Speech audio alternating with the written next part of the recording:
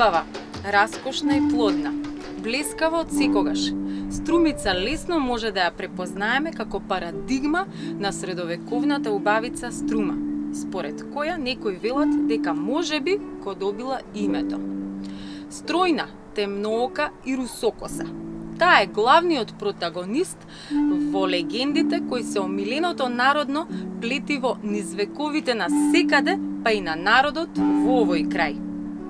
Оваа хероина и предавничка мораше да избира помеѓу љубовта и татковината, а токму нејзината одлука не инспирира нашата приказна да ја продолжиме од подножието на жуборливата Беласица преку водопадите токму до овде до царевите кули, од чии височини го фрливме погледот врз градот Струмица, чија судбина, според легендата, беше запечатена токму од издајничкиот шепот на влюбената убавица.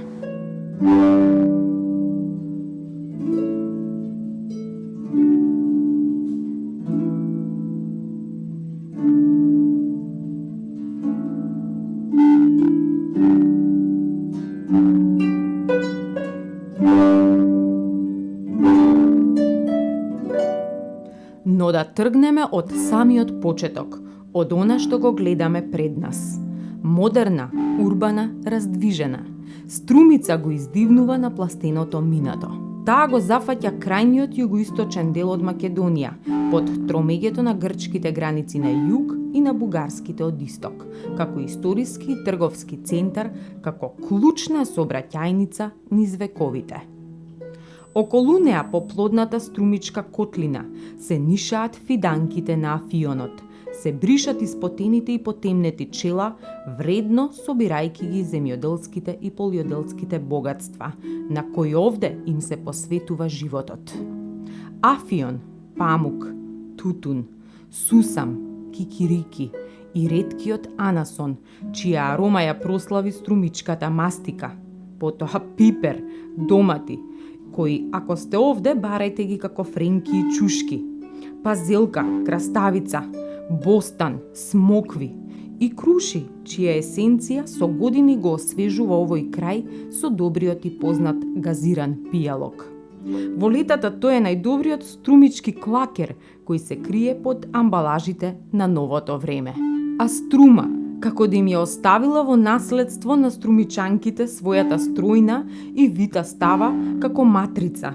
Денес овде ретко се забележуваат отстапки во женската убавина, која зрее заедно со струмичките плодови. Струмица е од многу аспекти убава. Природно е заштитена меѓу височините на славната Беласица, Огражден и Еленица, кои ја стимулираат нејзината медитеранска и континентална клима. Нејзината огреана убавина беше магнет за агресорите низ историјата. Денес, освен што е археолошки, таа со својата периферија истовремено е и геолошки предизвик, бидејќи се смета, иако е се уште непотврдено, за сопственичка на ретки рудни богатства. Така мистериозната Беласица однадвор магепсува со разбликани водопади и извори, а одвнатре во некои делови крие радиоактивни материи и кварц, а по течението на Сушевска река се спомнува и злато. Од неметалите најексплатирани се фалспадот и калциум карбонатот.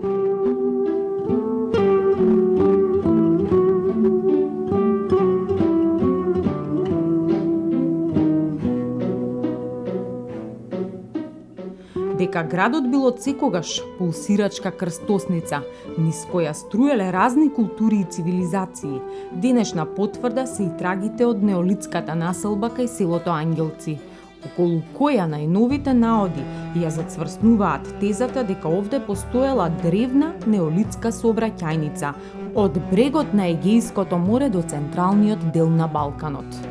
Денски сончева, навечер звездена.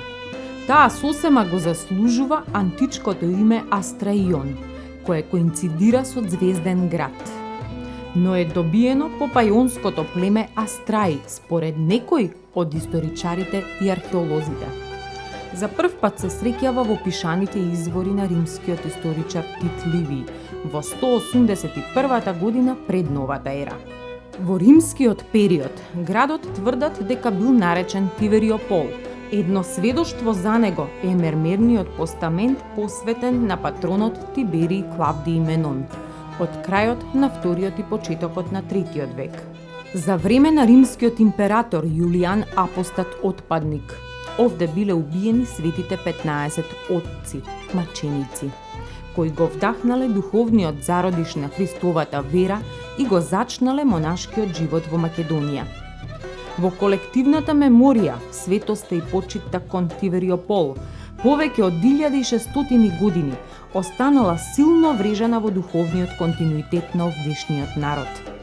Од 80-тите години на 6-тиот до 30-тите на 7-тиот век, овде се населило словенското племе Струмјани, кои ја прекрстиле до тогашната река Стримон во Струма и по неа си го добиле името.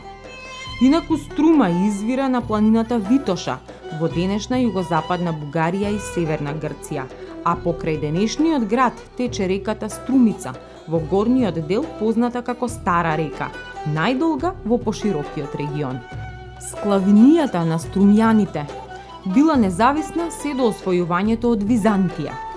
Потоа овој регион бил во склоп на бугарската држава се до првото востание на комитопулите Самуил, Арон, Мојсеј и Давид во 969 година, кој потоа е во рамките на Самуиловата држава. 1014 е крвава година за Беласица. Тогаш Самуиловата војска била поразена од византиците на чело со Василиј II. Во 1018 Македонија е под власта на Византија, како и Струмичкиот регион до самиот крај на 11 век, кога за прв пат градот во Асемановото евангелие е именуван како Струмица. По разнишаната византиска власт во 12 век, на повидок се осамостоените феудалци, но за кратко. Потоа Македонија е мета на Србија, а Струмица паѓа во рацете на владетелот Хрелја, па на српскиот крал Стефан Душан, па следи времето на Углеша, братот на Волкашин и вујкото на Марко Крале, по чија смрт кратко на владетелската сцена биле и браќата Дејановиќи. Овие историски превирања, компримирани во еден краток период, се всушност залезот на средниот век, по кој настапува едно ново робство, за жал 5 вековно. Доаѓаат османливите. Тогаш Струмица во турската администрација била наречена Уструмџе, а оваа блескава убавица полека добила ново лице – ориентално.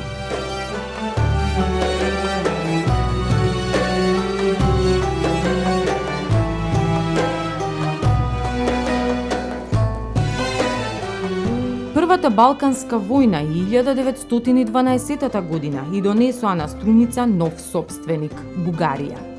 А веќе во 1913 кон неа со жестока окупација се сврти и Грција. Следат пожари, чии пламени јазици проголтаа многу села, вклучувајќи ги црквите, единствената синагога и манастирот во Велјуса.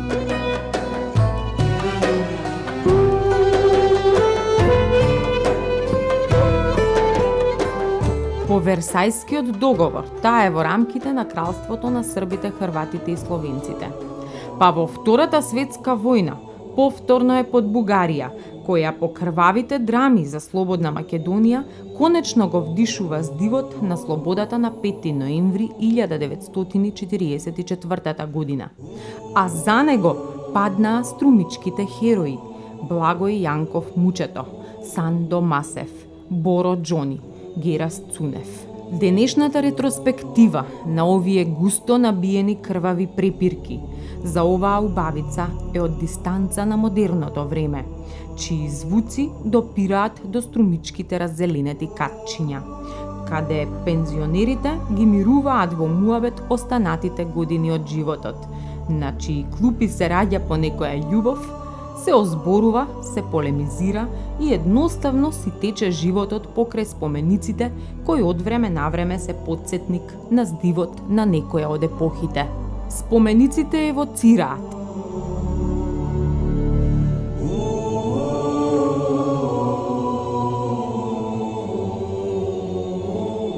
А а наодите, артефактите, заедно со откриената предисториска населба, ова регионално тло го потврдуваат како археолошка ризница на многу култури, чија хронолошка растегливост е од праисториската култура стара околу 7000 години, па до средниот век. Воедно споменик на падот на средовековното Самуилово царство и еден од најзначајните преисториски антички и средовековни центри на оваа исконска земја. Но истовремено и најубава панорама над Струмичката област се Царевите кули. До нив се стигнува по патот од Струмица кон Валандово. Се врти десно кај таблата која ги посочува и потоа се минува преку селото Раборци, па кај селото Попчево не се скршнува лево, туку се продолжува право. Се минува 1,5 километар нерамен пат, кој понатаму е стабилизиран и води право до кулите.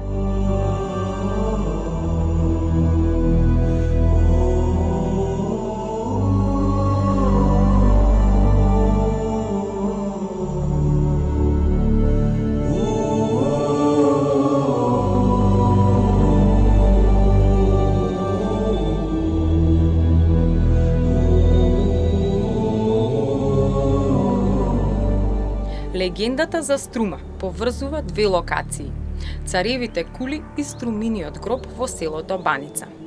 Овие величинствени и силни чувари на градот некогаш одамна биле освоени токму со предавството на убавата Струма, која била силно влюбена во еден византиски заповедник. Таа му ја открила тајната за преминот до Царевите кули и така ја издала татковината и го предала сопствениот татко, кој според една верзија бил Тивериополски заповедник. Тој ја проколнал, откако ќе умре да не може лесно да се успокои, туку земјата да ја изфрла 9 пати од гробот. Денес, во селото Баница, сведоштво за оваа легенда е Струминиот гроб.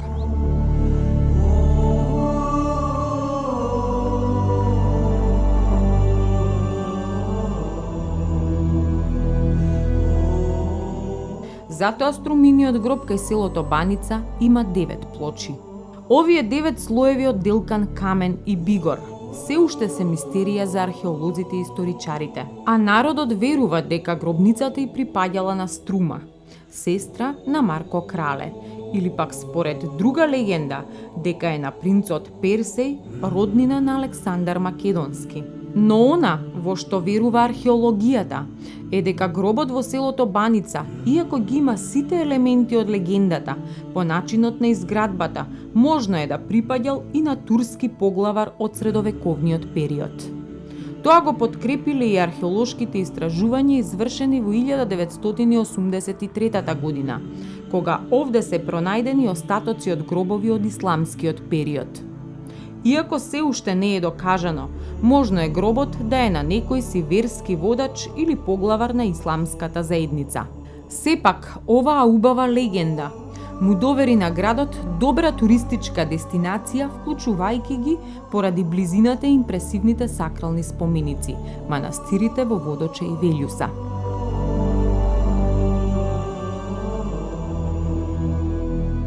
Интересните препирки околу името на градот, кое коинцидира со името на убавицата и со името на реката, стигнуваат до верзии во деталите, од кои според една, тајната на несовладливите кули лежела во потковиците кои требало на опачки да им се потковаат на коњите за полесно да се искачат по непристапниот терен.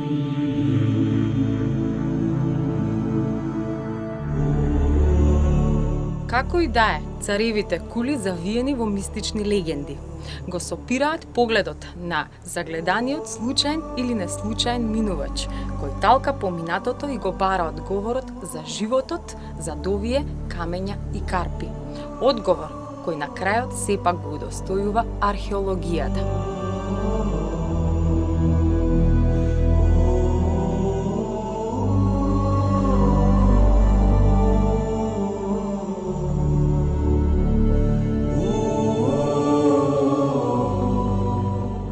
Истражувањата на цареви кули му се доверени на археологот магистер Зоран Рујак, кој е извесен период раководител на археолошкиот локалитет. Тврдината се наоѓа на крајот од јужната страна на градот, на зарамнето плато на врвот од стрмниот рид на надморска височина од 445 метри, кој има идеална одбрамбена позиција и контрола на трите влеза од градот. Платото било обиколено со одбрамбен зид кој всушност ја следи конфигурацијата на теренот, а остатоците од северозападниот се најрепрезентативни. Овие бедеми од доцно античкиот и рановизантискиот период ја гарантирале сигурноста на дел од одбраното население.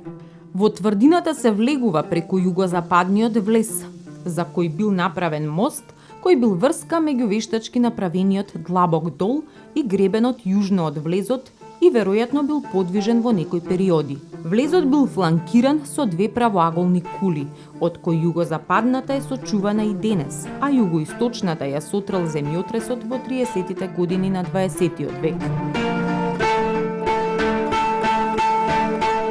Веќе во внатрешноста се издига во форма на неправилен шестоаголник сочуваната пирк кула, која била команден центар, наречена донжон. Таа била резервирана за градската и воената елита.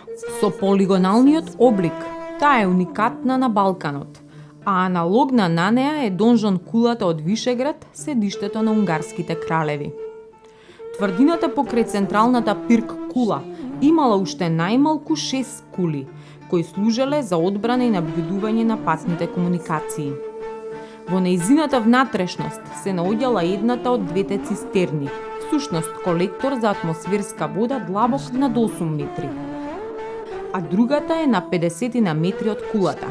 Во просторот меѓу нив и околу нив биле организирани повеќе стопански стамбени објекти на стационираниот гарнизон од различни периоди, кои гравитираат претежно кон источната страна, под која странично се наоѓа и пронајдената преисториска населба.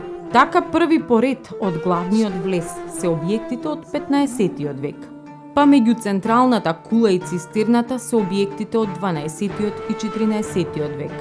Кон цистерната и во нејзината близина се забележуваат 3 култни јами од 4-тиот век пред нашата ера. На северниот влез, оној кој го подава најубавиот поглед над Струмица, веднаш до репетиторот, кој повеќе години представува бариера во археолошките истражувања, пронајдени се остатоци од црква датирана околу 13-тиот или 12-тиот век. Таа со фрагментите од нејзиниот богат и колоритен фрескопис. И деловите на сцени од светители, ореоли, букви, деловите од облека и пронајдената монета, која веројатно е имитација на латинска или бугарска монета, е предмет на поновите археолошки анализи кои определуваат најрано во 13-тиот век или можеби од доцниот 12-ти век, всушност од Комненовскиот период. Црквата, која има еднокорабна основа, северен трем и јужна капела од некоја подоцнежна фаза, со сочуваниот фрескопис, е уште една потврда која се вклопува во богатата сликарска традиција, чиј континуитет во овој регион бележи хронологија од 1600 години. Таа е уште една значајна алка во сликата за овој југоисточен дел од Македонија, кој несомнено е еден од главните верски и религиозни центри, особено во средниот век. А станува комплетна токму со неа, надоврзувајќи се на пронајдениот фрескопис во римската терма во Банско, со црквата Свети 15 маченици, ортаџамијата и манастирите во Водоче и Велјуса, со кои уметнички и суштински се допира. Атрибутите на христијанството биле длабоко вкоренети на ова тло, а нивна потврда се пронајдените мали крстови приврзоци. Интересен е пронајдениот крст енклопион од олтарниот простор на црквата, каде што е прикажан светител, најверојатно ѓакон и надпис Георгио, кој можеби посочува дека црквата била посветена на Свети Ѓорги. Ако хронолошки се евоцира животот преку наодите и артефактите од царевите кули, тогаш да започнеме од праисторијата која е извадена од населба, за разлика од другото кое е пронајдено во гробовите. Од раниот енеолит пронајдени се амфороидни садови насликани со графитна декорација, во периодот од околу 4700 и 4550 година пред новата ера. Оваа фигуринка е исто од енеолитот, појавата на преисториски женски фигурини божици на плодноста, како символичен корен на мајчинската светост, е еден вид далечна евокација на средовековното култно средиште на Пресвета Богородица, со која често била идентификувана оваа област. Овде е откриен преисториски хоризонт од бронзено време или бронзена епоха меѓу 1800 и 1450 година пред новата ера. Овде се откриени и фрагменти од 15 мегарски чаши, мошне ретки на овие простори, кои потекнуваат од 3-тиот или од 2-тиот век пред новата ера. На нив е прикажан сетилниот живот на нашите предци. Една е со еротски мотиви. Монетата пронајдена во гроб, во нов стил, тетрадрахма од Атина, е од 2-тиот век, а другите пронајдени монети се од 3-ти и 4-ти век и од почетокот на 4-тиот век. Од божествените представи пронајдени се теракотни фигурини на две кибели и Хермес. Од првата половина на 4-тиот век од нашата ера, или римскиот период, пронајдена е оригинална ламба со сцена поврзана со Александар, која засега е единствената представа од овој тип на оваа територија, за која се претпоставува дека потекнува од Солунската или од некоја соседна на неа работилница. Овој наод ја посочува Струмица како богата и развиена трговска дестинација, особено економски фреквентна кон Солун. Се вели дека патот до неа бил еден ден пеш северно од Солун. Другата пронајдена помала ламба е со представа на Атина. А овој интересен редок предмет, поради тоа што е глазиран, единствен пронајден на царевите кули, е гутус, односно хранилка за бебе, или примитивна цуцла. Од крајот на 3-тиот и 4-тиот век се и ретките луксузни стаклени амфори кои имаат голема вредност, пронајдени во гроб заедно со секундарно поставената монета, која е единствената меѓу овие наоди од 2-тиот век. Во 9-тиот век градот го освоиле бугарите, но не само заради клучната комуникацијска позиција, туку и поради високата христијанска светост, произлезена од светите тивериополски маченици, кон која била свртено вниманието на првиот бугарски владетел христијанин, кнезот Борис Михаил. Откако на овие простори завладеале византиците, тие ја реорганизирале одбраната со нови бедеми и кули, а менувањето на воените тактики влијаеле врз изгледот на кулите. Средновековниот живот во тврдината, се до освојувањето од турците, е отсликан преку откриената гранчарија, алатки и монети, а во отоманскиот период животот и функцијата на кулите полека згаснува и самиот град станува турска каза. Така под денешните градски куќи и дворови во централниот и стариот дел на Струмица се надзираат остатоци од старите куќи, дуќани и цркви од античкиот па се до османлискиот период. Одовде ако се фрли поглед кон североисточниот рид, на кој е поставен метален крст, куќите што се забележуваат се всушност дел од Топуско мало, која е приказна само за себе.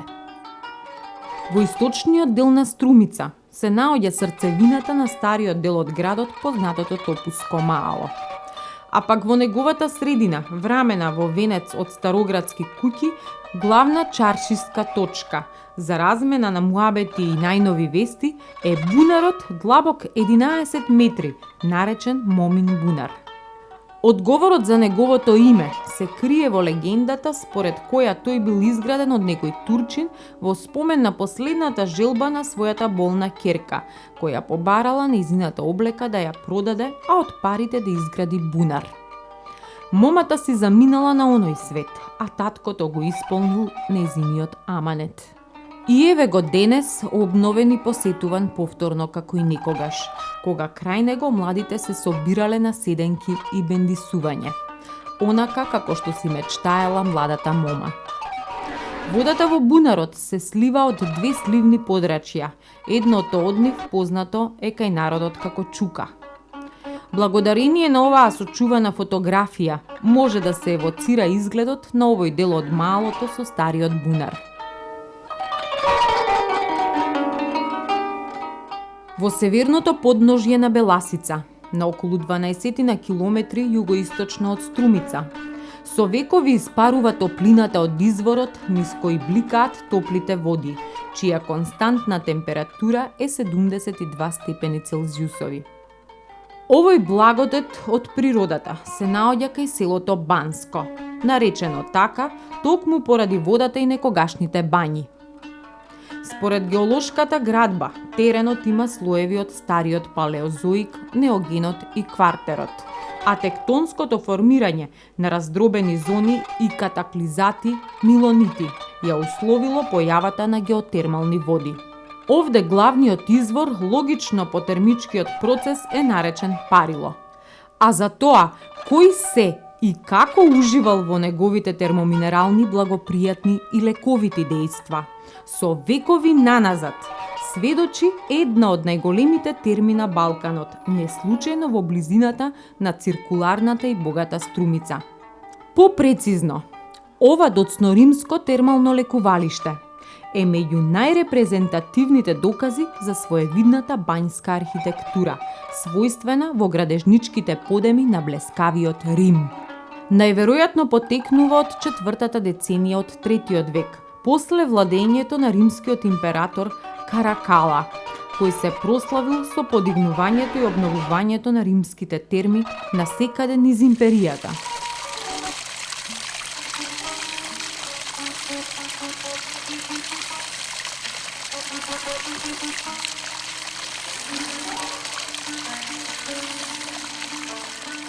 Археолошките и архитектонските истражувања потврдиле 3 главни етапи на изградба со неколку помали интервенции во секоја од нив.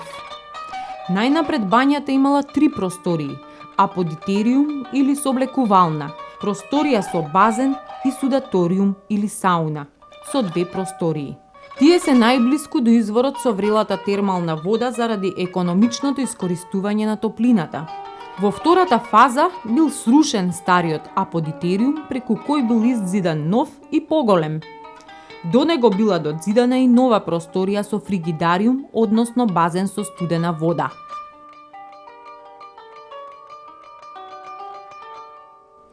Во третата фаза била доградена нова просторија со базен, нов аподитериум и 2 помали простории со када, како и една просторија која не е доистражена и не и се знае намената.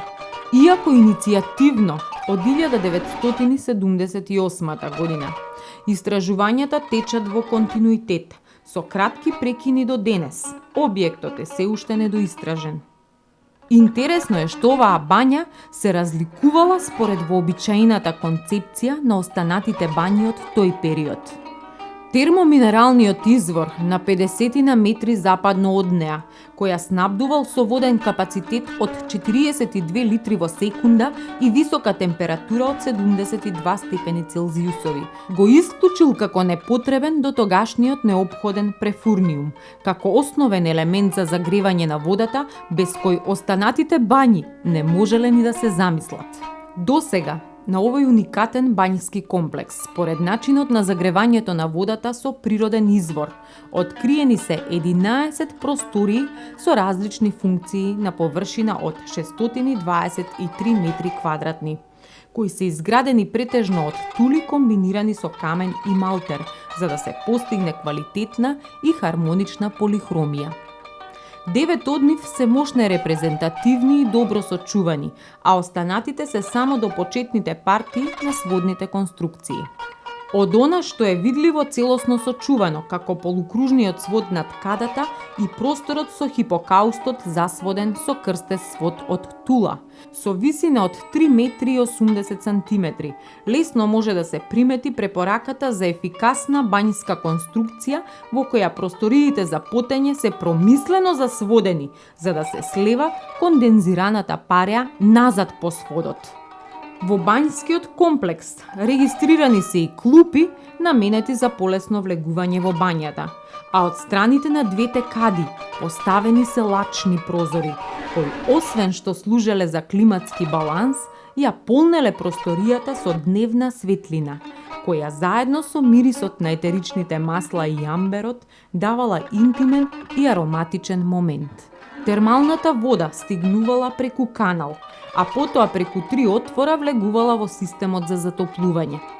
За да не пропушта вода, целиот пот бил зарамнет со дебел слој од хоросан малтер, со примеси од парчиња од печени тули, по најпрепорачлив градежно-изолаторски рецепт за бањите од ова време.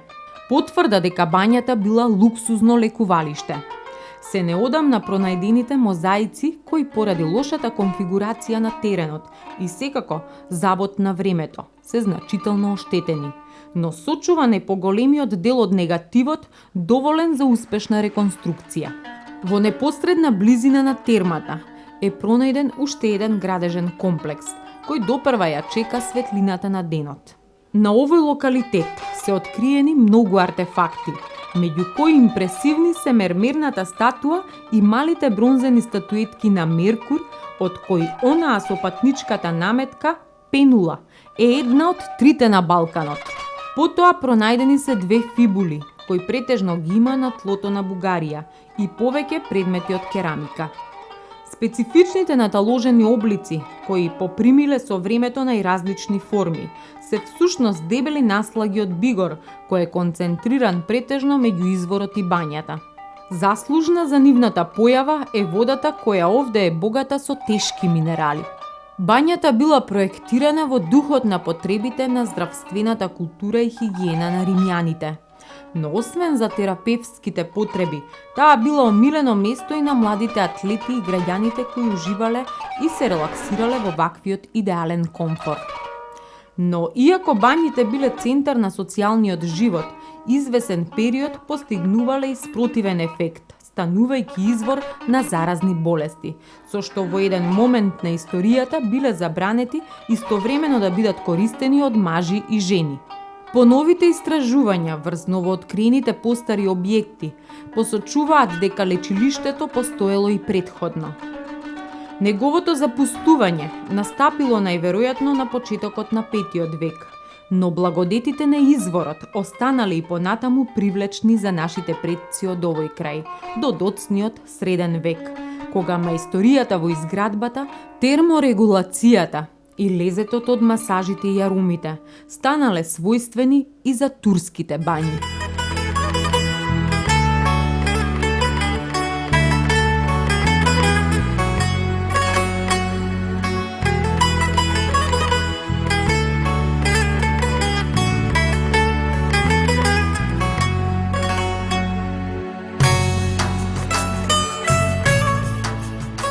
Инаку локалитетот е откриен во 1978 година при ископот за темелите на хотелот Цар Самуил, кој е уште една потврда дека благодетите од термоминералните извори се од секогаш скапоцени за овој народ и се искористуваат во континуитет. Габаритниот хотел е дело со нова концепција. Во него е сместена своевремено современата бања, опремена и специјализирана за физикално балнеолошко лекување, преку капење, инхалација, пиење, водени масажи и други современи физикални начини.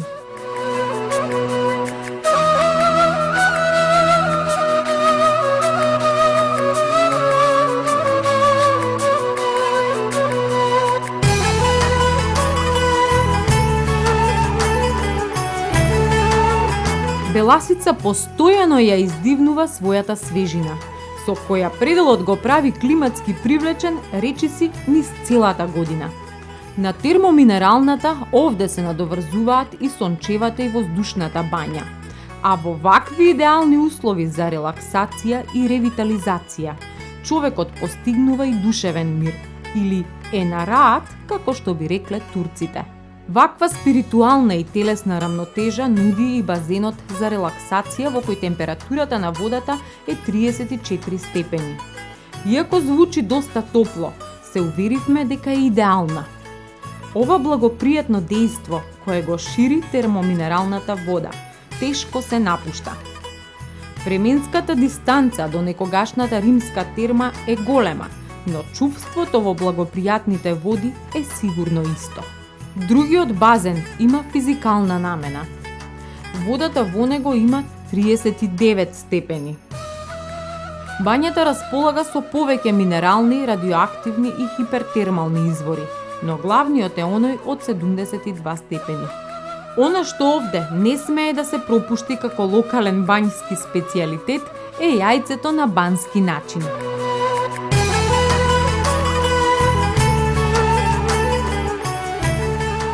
Јајце на бански начин е всушност варено јајце, но на мощен и интересен начин. За него не ви треба шпорет ниту рингла, туку една ваква чешма низ која што тече термоминерална вода од 72 степени. Меѓутоа, времетраењето на вака свареното јајце на бански начин е значително подолго отколку за вообичаеното варено јајце, од прилика околу 16 до 18 минути. Вкусот и мирисот на вака свареното јајце е извонреден и значително поинтензивен. Затоа, бидејќи ја не можам да ви го опишам реално, ви препорачувам, кога ќе минувате низ Банско, секако да свратите и да го пробате овој оригинален специјалитет.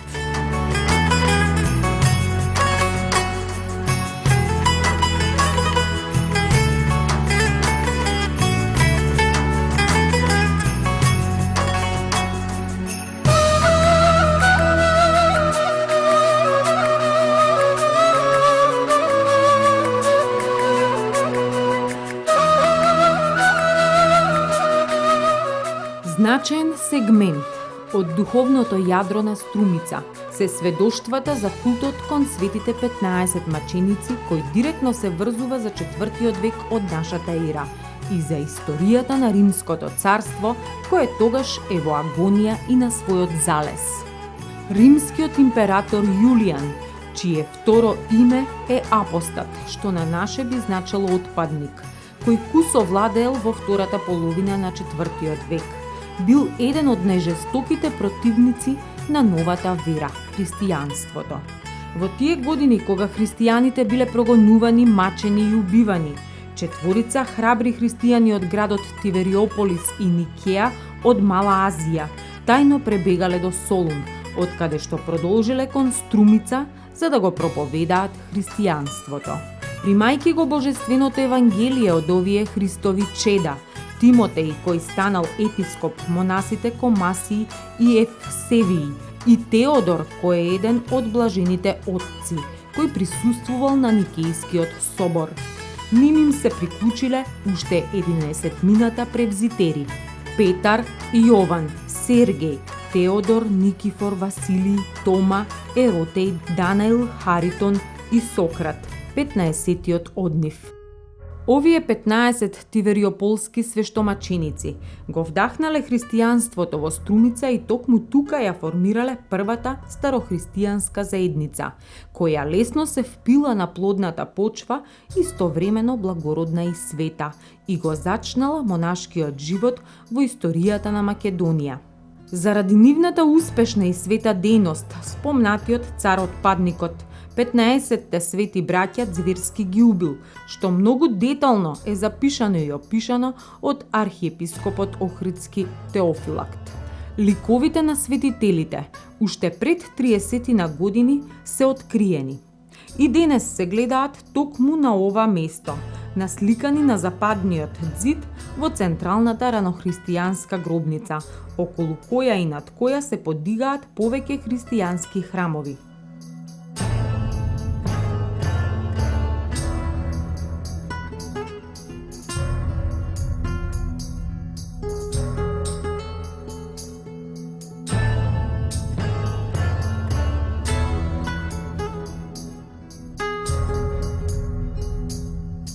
Освен централната, досега се истражени 19 засведени подземни гробници, кои се во хронолошка смисла и распоред, а евидентно е дека нивното оформување започнува од 4-тиот па се до 11-тиот, односно 12-тиот век. На локалитетот, освен монаси и великодостојници, биле погребувани и миријани, особено во доцниот среден век. Поради почитуваниот култ кон светите 15 маченици, со духовна промисла започнало подигањето на градба Базилика, чии димензии биле достојни на неговото огромно значење. Таа била оформена со еден светилишен простор, кој покасно со ремоделација прераснува во трикорабна базилика, со сите своји архитектонски обележја. Градежната активност продолжува со подигање на петкуполна крстообразна црква со оформување на нартекс и екзонартекс. Следејќи ги декоративните елементи на ова место, особено внимание заслужуваат подните мозаици на кои во иконографска смисла се користени геометриски фигури како обележје на ранохристијанскиот иконографски круг и делумно сочуваната фреско декорација. Земено во целина, како многувековна континуирана градежна активност и богат фонд на движен материјал, мозаици и фреско декорации, евидентно е дека и покрај драматичната историја градот низ вековите не бил напуштан, туку напротив, се вкупната градежна традиција во континуитет била со висок квалитет, достојна на мачеништвото на светите 15 тивериополски маченици. Од почит за нив и кон нив, овој простор се уште обстојува и го живее својот духовен живот. Како духовен светилишен простор, локалитетот на 15-те свештомаченици се сместува во редот на култ над култовите, посветен, оддржуван и верски оживеан до ден денес. Неизоставен дел од богатото културно милје и уште еден верен сликар на духот на епохите е и базиликата во старото урбано јадро на Струмица под темелите на Орта џамија. Досегашните сознанија врз основа на сочуваните остатоци од културно-духовното живење на овој локалитет, како и досегашните археолошки кампањи доведоа до неспорни факти дека на овој простор се наоѓаат остатоци од сакрални објекти и некропола. Археолошките истражувања, чиј раководител и на обата објекта е археологот Маргарита Стоименова Атанасова, стручен раководител и виш кустос од Заводот и музеј Струмица.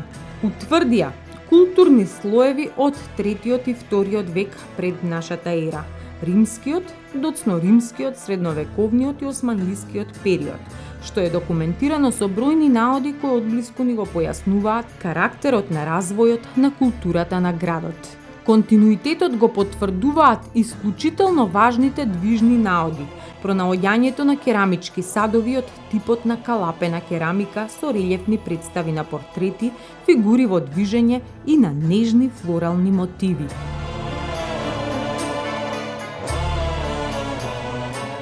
Капак од кутија со ликот на Артемида Ефеска, божица на плодноста.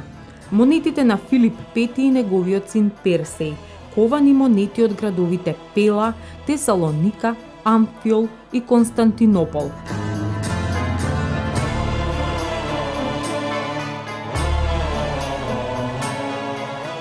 И накид како копчиња, белегзии, наушници, обетки, прстени. Накитот зборува за китењето на луѓето и за нивната исклучителна желба да се следи трендот на времето.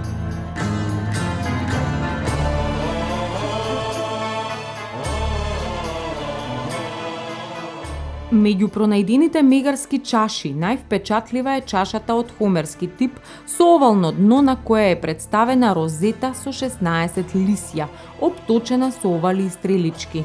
Чашата е украсена со сцени од Тројанската војна. Представена е тврдината на градот, на која е надписот Илион или нападот на древната Троја.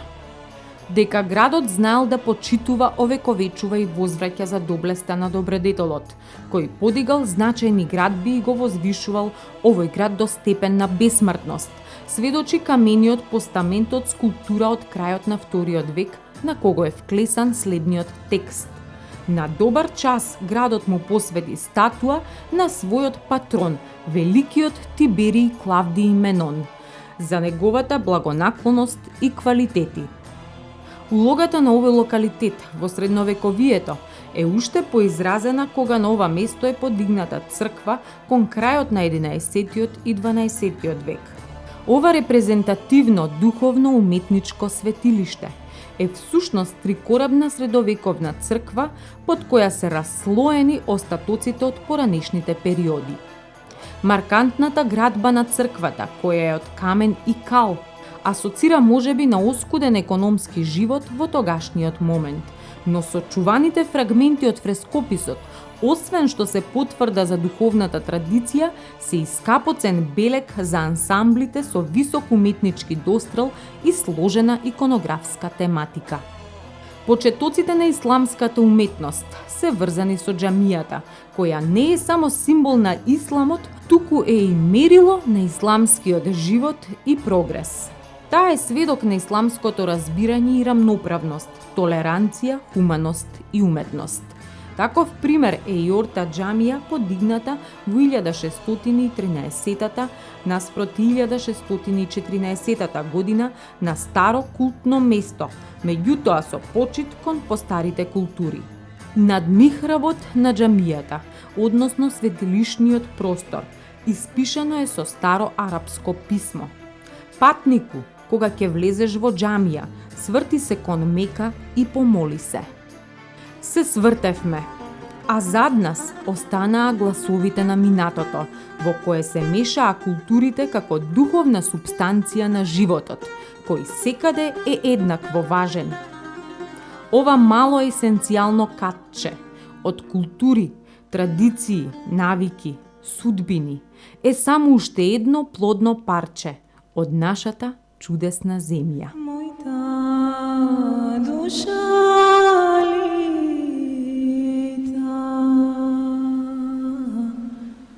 мојта снага пламти, мојта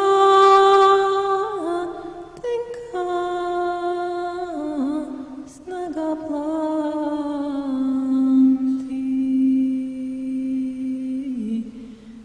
ноќта